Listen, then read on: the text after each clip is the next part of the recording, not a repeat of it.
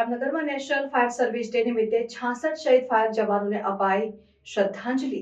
જામનગરમાં national fire service day નિમિત્તે fire station ખાતે શ્રદ્ધાંજલિ કાર્યક્રમ યોજાયો, જેમાં મેયર, ધારાસભ્યો અને ચીફ ફાયર ઓફિસર સહિતના મહાનુભાવો ઉપસ્થિત રહ્યા હતા। કાર્યક્રમમાં 14 એપ્રિલ 1944ના મુંબઈ ડોકયાર્ડ વિસ્ફોટમાં શહીદ થયેલા ફાયર સર્વિસના જવાનોને શ્રદ્ધાંજલિ આપવામાં આવી। કાર્યક્રમમાં નોકરી દરમિયાન શહીદ થયેલા 66 ફાયર જવાનોને પુષ્પાંજલિ અર્પણ કરવામાં આવી હતી। જામનગર ફાયર બ્રિગેડના જવાનોએ આ શ્રદ્ધાંજલિ કાર્યક્રમમાં ભાગ લીધો અને શહીદ જવાનોના બલિદાનને યાદ કર્યું। કાર્યક્રમ દ્વારા ફાયર સર્વિસના જવાનોના સમર્પણ અને બલિદાનને માન્યતા આપવામાં આવે।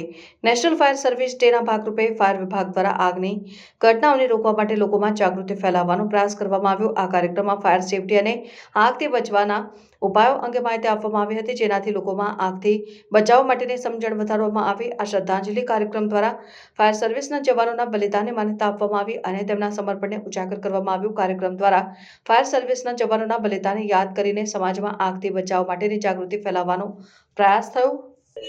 1944માં વિક્ટોરિયા ડોકયાર્ડમાં જે ફાયર સર્વિસના જવાનોએ શહાદત વરી હતી એને યાદ કરીને, તેમજ વખત જે માણસો ફાયર સર્વિસીસના જવાનો શહીદ થઈ ગયા એમને યાદ કરીને આજે એક શ્રદ્ધાંજલિનો કાર્યક્રમ અહીં ફાયર સર્વિસ હેડક્વાર્ટર્સમાં રાખવામાં આવેલ અને આખો વીક ફાયર સર્વિસ વીક તરીકે જ ઉજવવામાં આવે છે, જેમાં જુદા જુદા અવેરનેસના ટ્રેનિંગ પ્રોગ્રામને બધા રાખવામાં આવે છે અને એ બાને પબ્લિકમાં પણ આ અવેરનેસ આવે કે આજકાલ જે આગો લાગે છે, ખાસ કરીને પબ્લિક ગેધરિંગ પ્લેસીસમાં કે રેસિડેન્સમાં ને એમાં, તો એમને બેઝિક ફાયર ફાઇટિંગ ઇક્વિપમેન્ટ્સ કઈ રીતે ચલાવવા એનો તાલીમ આપવામાં આવે છે, જેથી કે આવું કોઈ નાનો મોટો બનાવ બને તો શરૂઆતના સ્ટેજમાં જ એને કાબૂમાં લઈ શકાય।